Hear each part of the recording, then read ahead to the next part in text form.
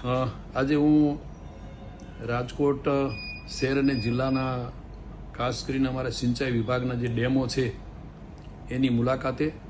અને રાજકોટ મહાનગરપાલિકાને રાજકોટની જનતાને જે પીવાનું પાણી પૂરું પાડતા એવા બે ડેમો કે જેમાં પીવાના પાણી માટેનો કેટલો જથ્થો છે એ વિગતો જાણવા માટે અને મુલાકાતના ભાગરૂપે રાજકોટમાં હું આજે આવેલો. મેં આજે બે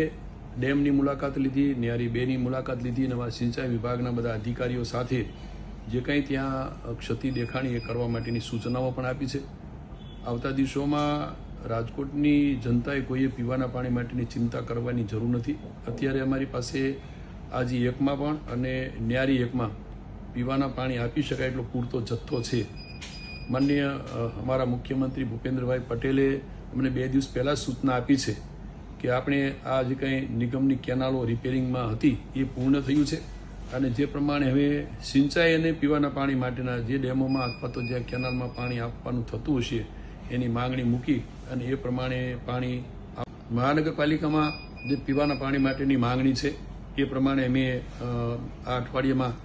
સૌની યોજનાના માધ્યમથી બંને ડેમોમાં પાણી નાખવા માટેની અમારે મંજૂરી મળી ગઈ છે અને માંગણી મુજબ પાણી આપી દઈશું.